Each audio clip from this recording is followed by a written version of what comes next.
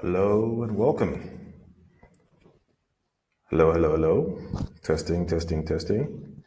Can you hear me? Yeah, I can hear myself.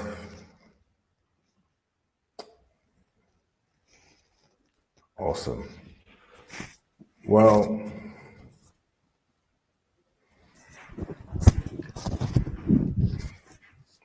let me shift my positioning. Good evening, guys. It's evening where I am in Johannesburg, and welcome to today's webinar. We'll be talking about 7 steps to successfully launching your business to escape corporate. So, without further ado, I'm going to shift towards the presentation I've prepared, and I look forward to an interactive session. I will map out the rules of today's webinar as we go along. All right, look forward to it.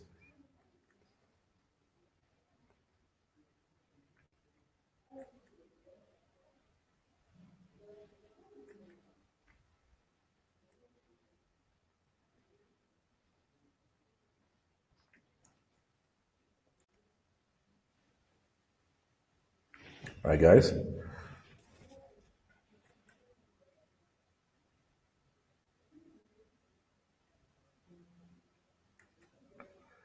So today we're going to focus on this topic. This is why you came in, and I really look forward to sharing my learnings from my own experiences and those of my clients. So the 7 steps to escaping corporate by starting your own business. What you'll learn during this webinar and why you should stay all the way to the end is really exactly what you need to do in order to select the right business for you. You'll also learn how to shift your mindset from employee to entrepreneur. You'll learn about the 2 most critical skills you must have to succeed as an entrepreneur. And finally, but not least, definitely not least, is you'll learn 1 mistake to avoid at all costs in your transition from employee to entrepreneur. All right, then, let's jump right in. A little bit about me. So this handsome man in this picture, as you can see, not bearded as I am now and not wearing contacts, but rather wearing glasses, but that's still me, is me, Patrick Ache. I'm a business coach to ex-corporate professionals like you will hopefully be soon or in the mid future. And my focus is generally around sales, and my results have been quite impressive. But don't let me just speak for myself. Let me share some testimonials from some of my clients. Pravashan mentioned how he had been trending. He didn't mention how he'd been trending at 8%. How was it? Year on year. And you can see now he's jumped to 25% year on year.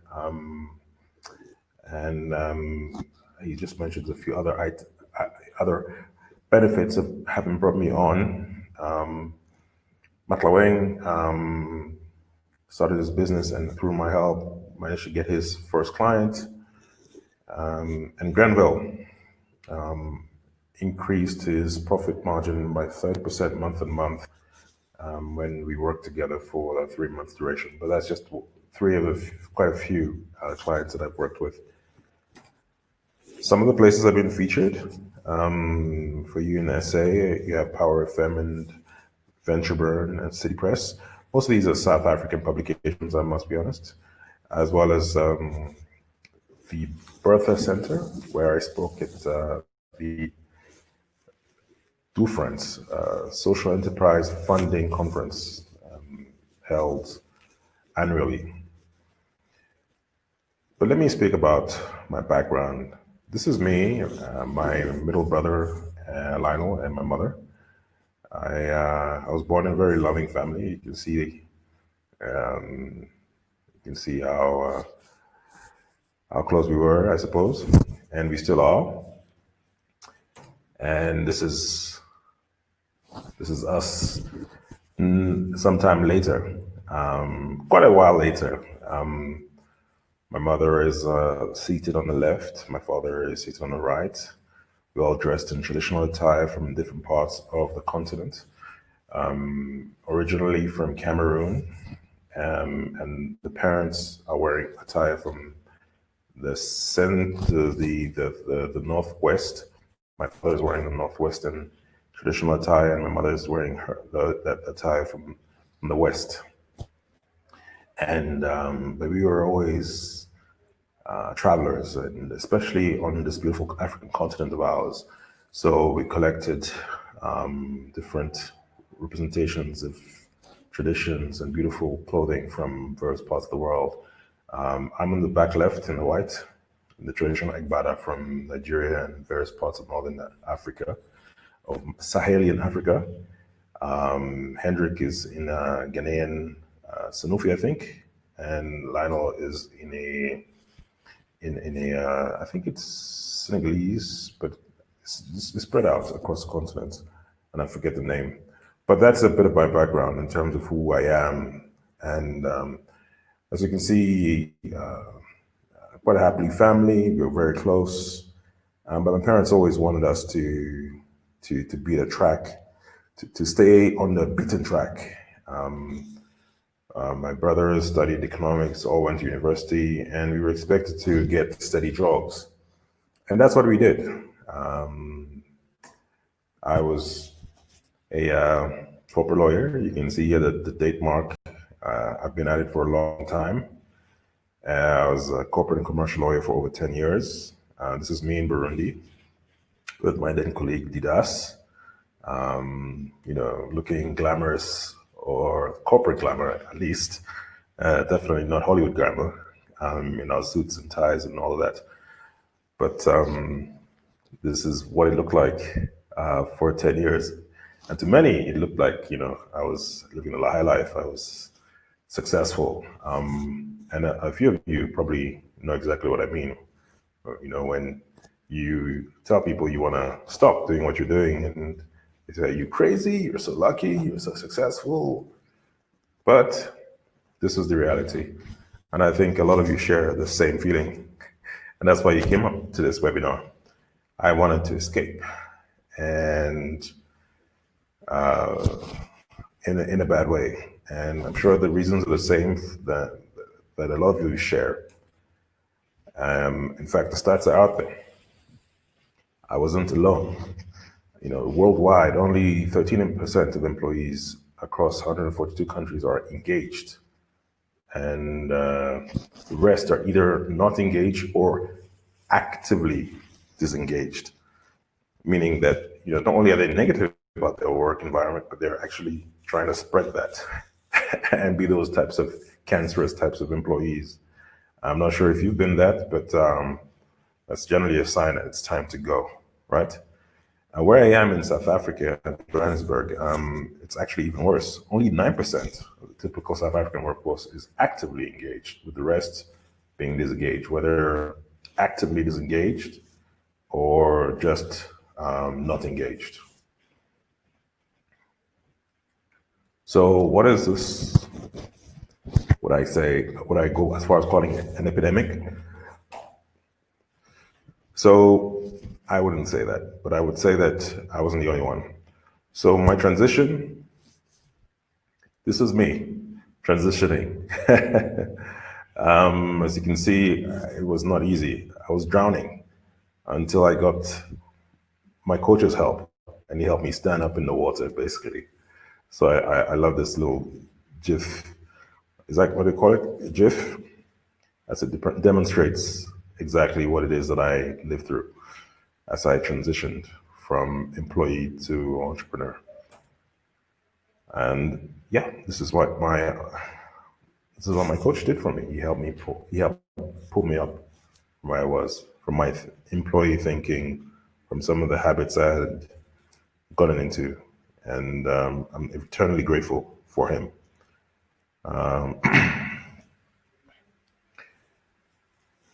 So now, having experienced what I have, I've made it a mission to help others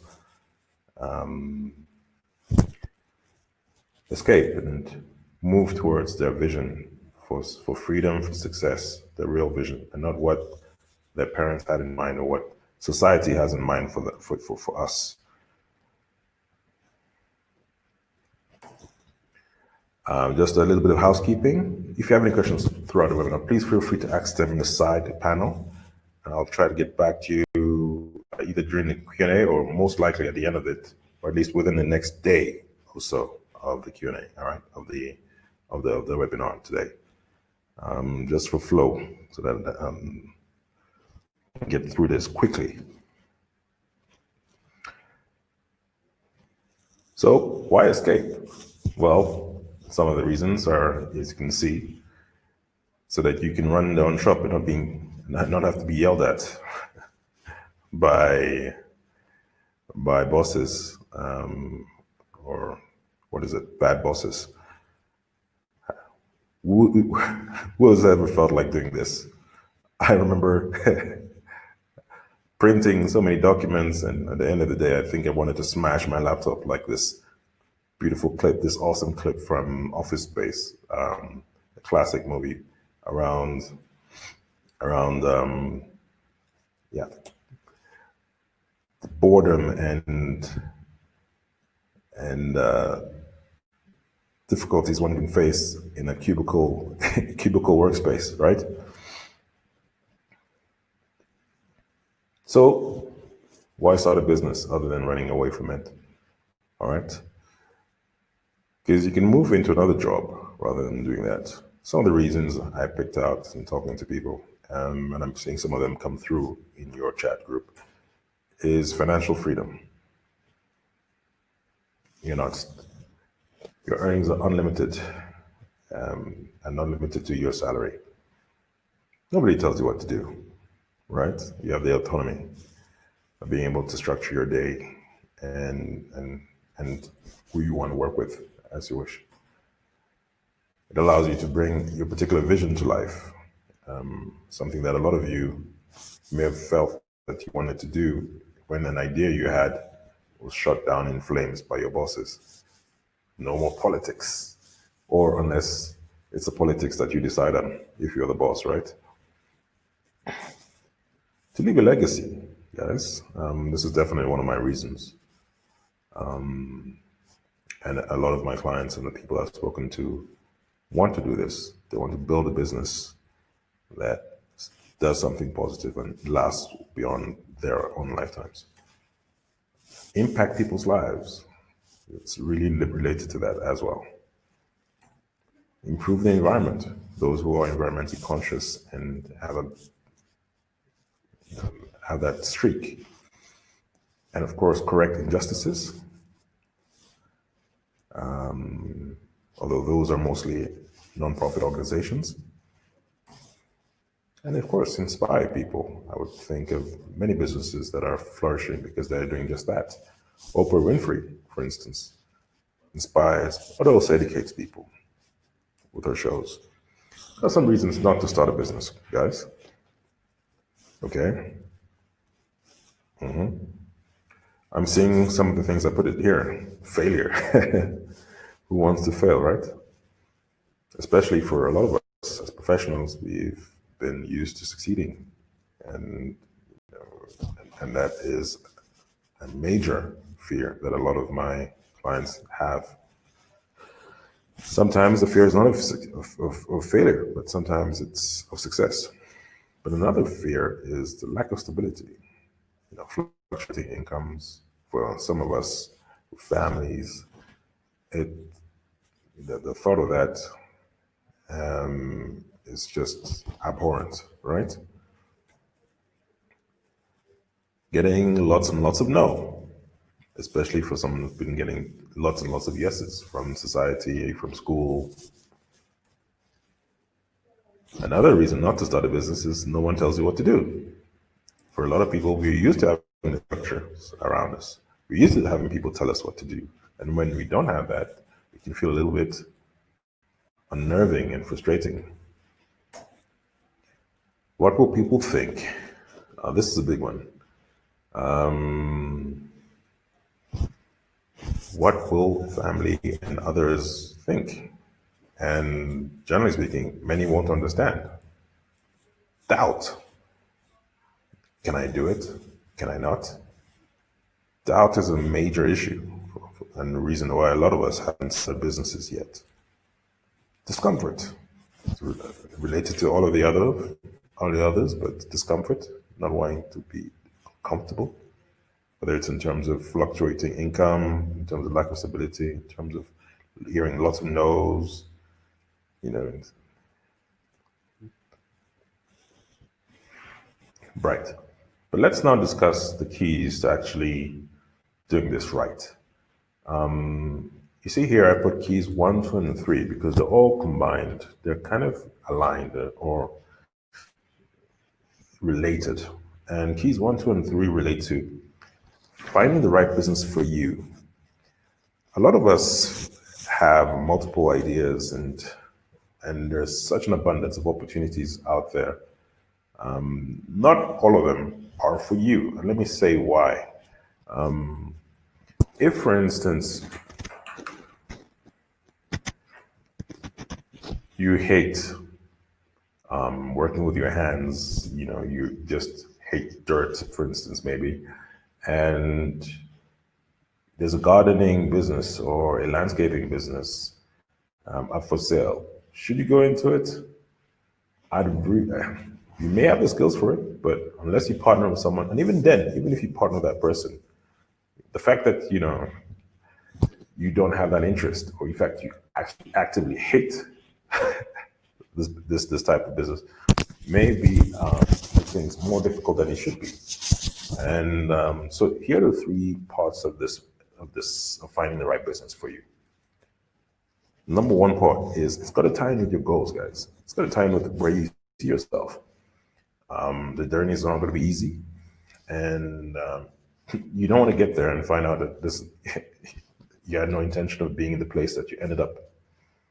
So my goals, guys. Let me give you an example of how I did this. In three words, my life goals are to grow. Okay, to grow. It's key for me to grow myself and to grow others. I've been avidly consuming self-development books from a very young age. And another aspect of what I want to do is to serve. I want to leave a positive impact on society. I want to help. I think it's a blessing to do that. And finally, I want to have fun. I'm a pretty fun-loving guy. I hope my smile shows that. And it's important for me to have a sense of enjoyment and a sense of fun in my interactions, in who I choose as clients, to what I do. It's really ties in.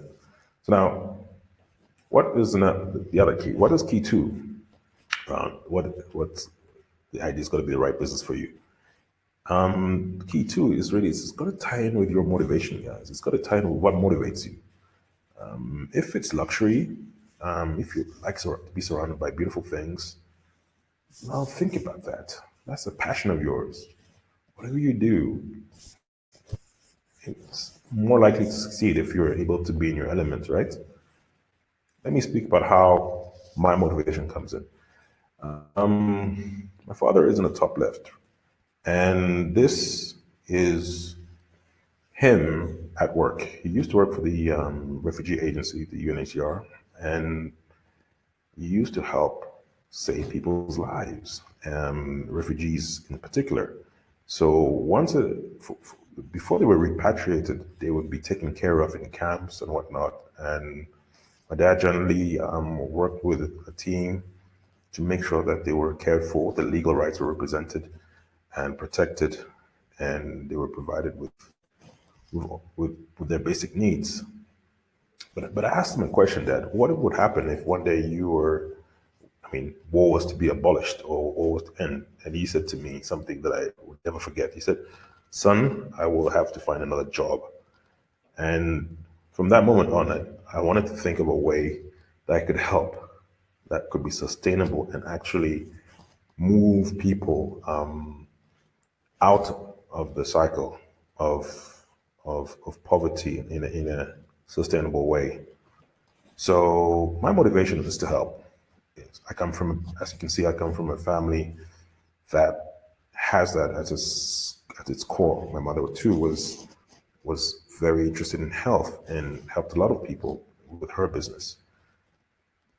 So basically, what I was trying to avoid is what I felt my father was doing, pushing a rock up a hill like the legendary king of ancient history, Sisyphus. You can see him here.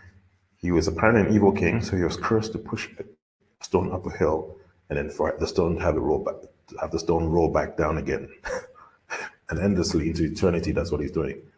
I want to roll the stone uphill, and I want to help roll the stone up a hill and let it stay there.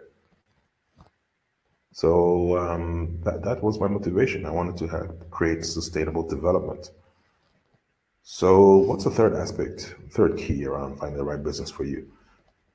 It's got to tie in with your attributes, guys. We mentioned your goals and what, but I mean, I mentioned the example of someone who likes, likes luxury. But here, this is more what your background is, what your personality is, what your strengths are, what your experience is. So let me give you an example. On the left here, you can see that my personality type thrives with being around people and thrives on concepts and ideas. I'm an ENFP. And my strengths are that I have a lot of ideas. I'm a problem solver, which is restorative. I love to help activate people to get towards a goal. So I have that element, that coaching aspect. I'm very competitive. So the business world suits me. And significance. I want to leave a legacy. I want to be viewed as important in the eyes of others. And my experience, as you know, as a corporate and commercial lawyer, so business law definitely, and business in general, because you get exposed to much more than just the law when you work with businesses and you do some of the studies that I have, and cross-border and even cross-cultural negotiation. That's some of the things that I thought about as my skills and what I enjoyed doing and I was great at. So what does it all boil down into? It boils out into this nexus here. That's it. Where the right business ideas are. And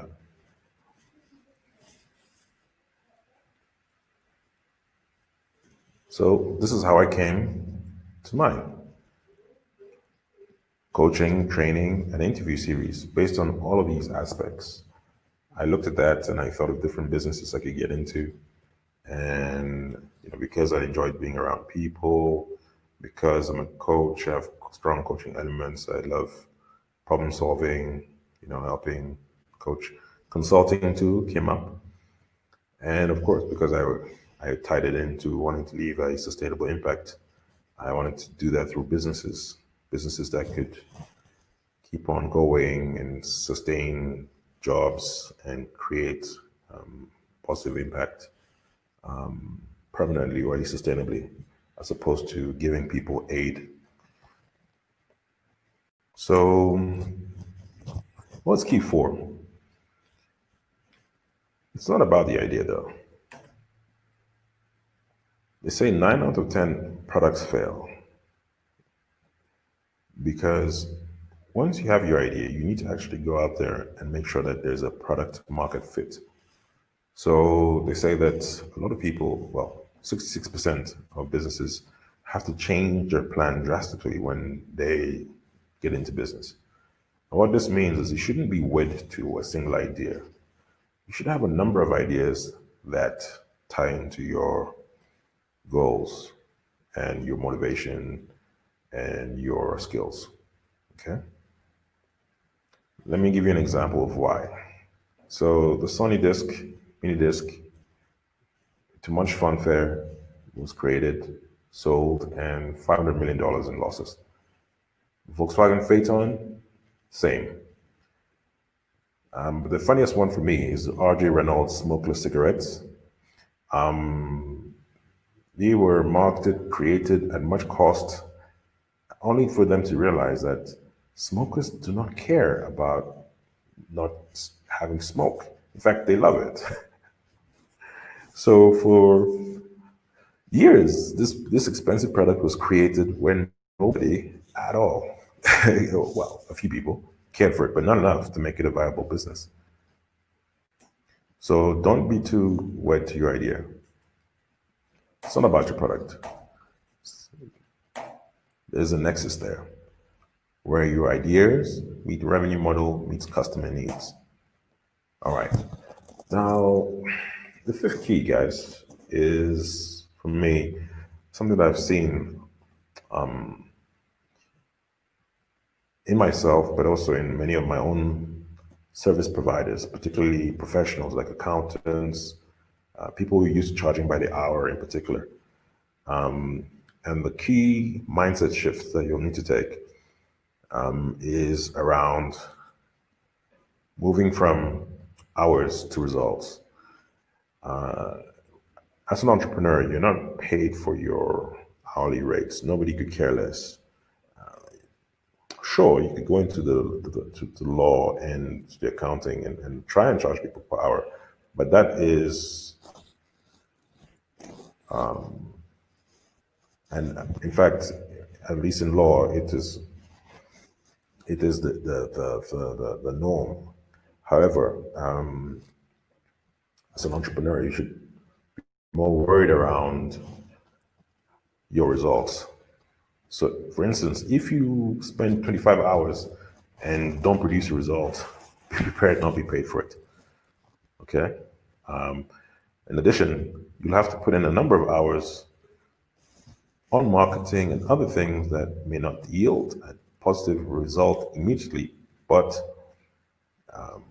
will benefit your business. So, if you look at marketing as something that is painful and whatnot, and you do not devote enough time to it because it's not giving immediate returns, this will slow down your success. It will kill your success. Okay, so moving away from hours to results is key. All right. So now let's talk about the skills. I mentioned that you shared the top skills that you need in order to successfully launch a business to escape corporate. And number one skill, you got to learn to manage it. Money is not important. Money shouldn't be the reason why you launch a business, but it is important. This is a picture of Jeff Bezos with a chair made out of a door and some rigging. So it was to show that his quote was, "It's a symbol of spending money on things that matter to customers and not spending money on things that don't count." So can you imagine the focus and the discipline of that and being client focused? And the second skill, other than money management, is earning it. So managing it and earning it will be key to your success. There are three legs to that. The three key steps to that. It's about building your brand and your reputation, seeking funding if you need it, and delivering quality service. So customer service, marketing and sales, and finance, or at least getting finance. So those are the key tools that will help you sell, all right, to help you make money or earn money. Although the middle one, earning income, is usually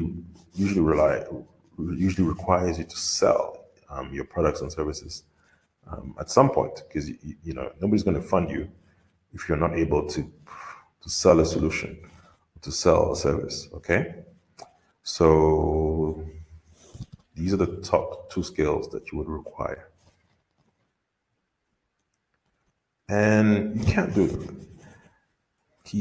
The seventh and last key is really around the mistake that we should all avoid. And I did this for a while myself. And that mistake is doing it alone. We cannot do it alone. Okay? We cannot for several reasons. They're up here. We don't have enough time. It's a lonely journey. And of course, we lack certain skills. By time, I mean there are just too many things to do and too few hours in a day for you to take care of everything that's needed. In the beginning, you will probably be forced to do most of everything, but that's still not sustainable. Secondly, it's a lonely journey, guys.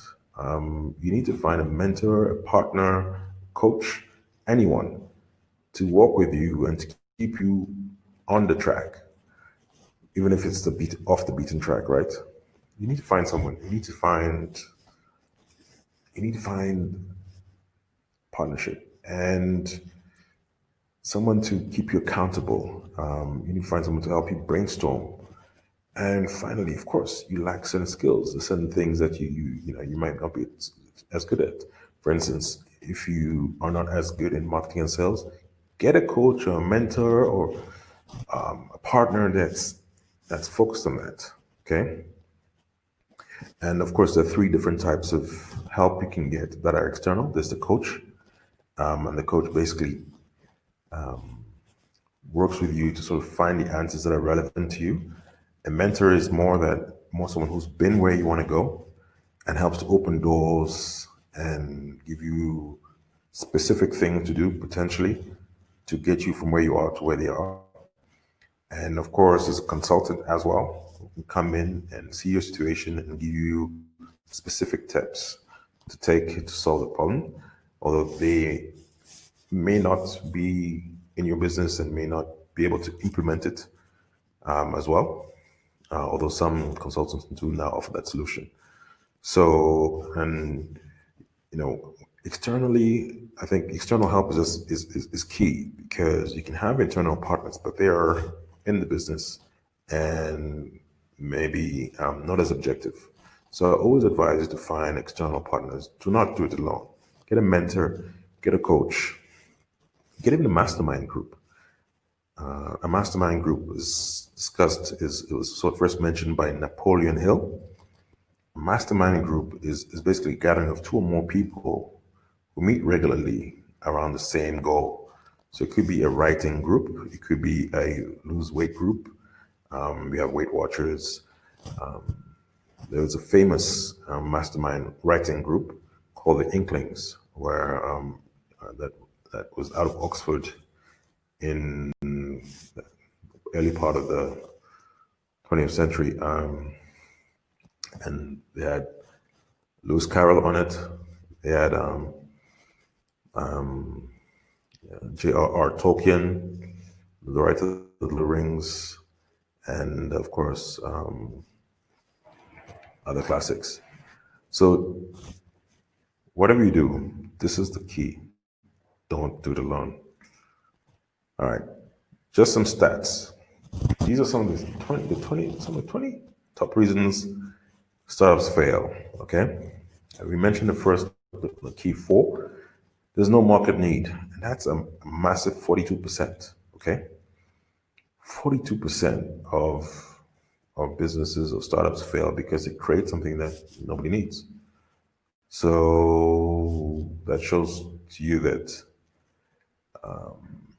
selling may be an important skill, but you can only sell what is needed. In fact,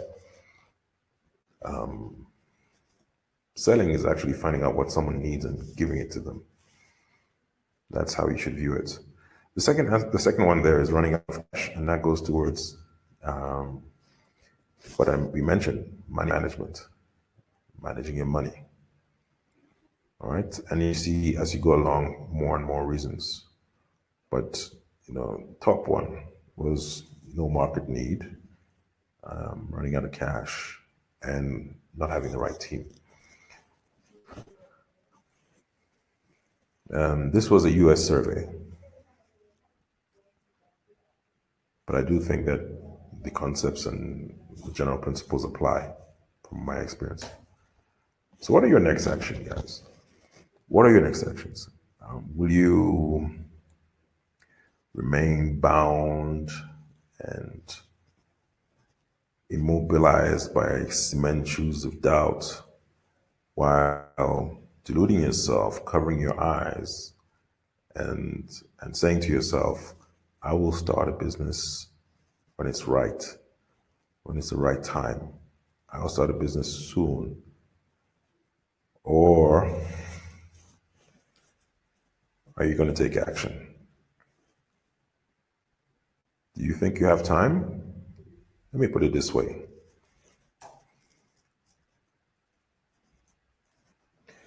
Bronnie Ware, a former palliative nurse, that's a nurse to those that are in palliative care facilities, wrote a book called The Top 5 Regrets of the Dying. And she actually mentioned that from her research, from her observation, the top regret was this: that I wish I had the courage to live a life true to myself, not the life others expected of me. So I ask you, are you going to live that life, the life that is true to you?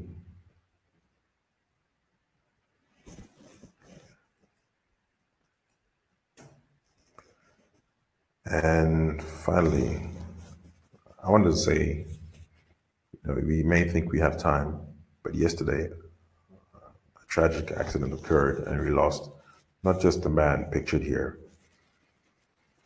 Kobe Bryant, but his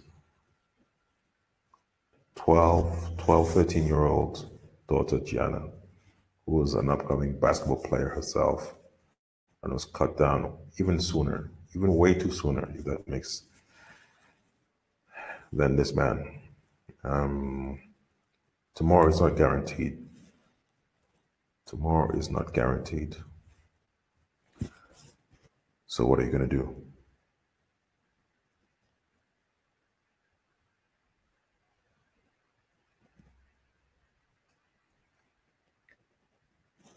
I want to urge you to take action. So I'm offering a complimentary launch your business coaching session, the first 5 qualifying applications. Okay? The first 5 qualifying applications. This link, I'll send it through to you now. And we'll share that with you.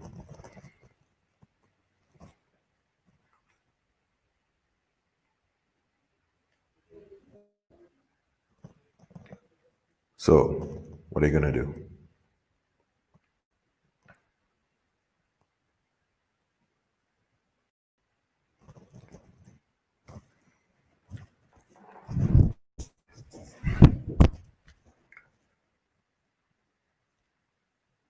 And we're now open for Q&As. If you have any questions, please feel free to ask.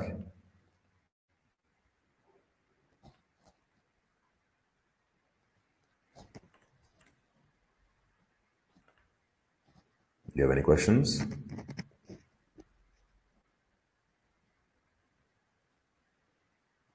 Okay.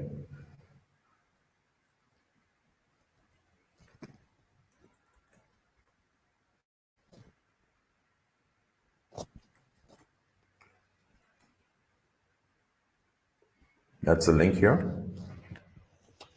I have been asked,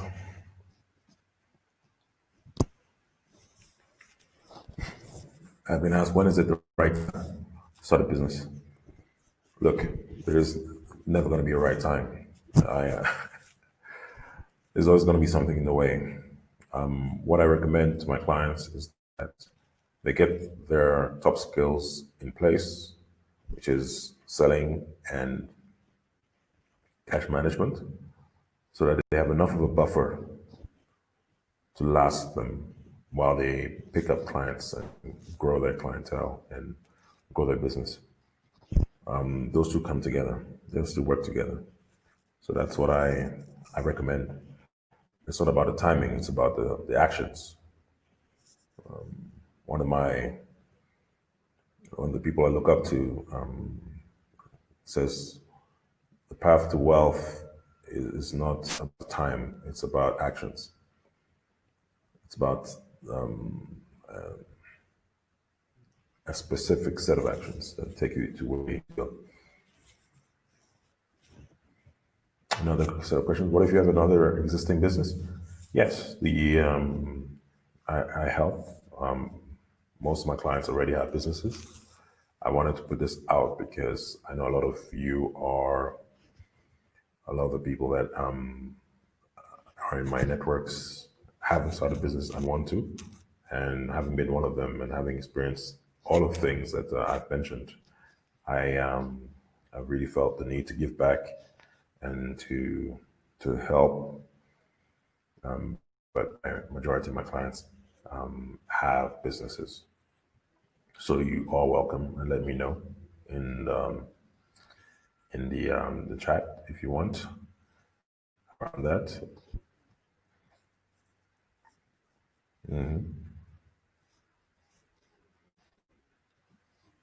Okay,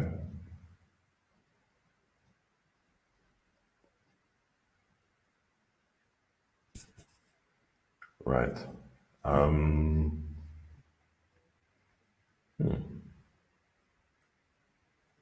I am quite interested. What?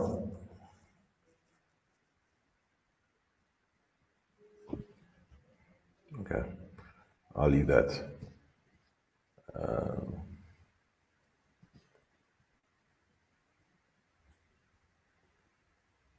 Okay.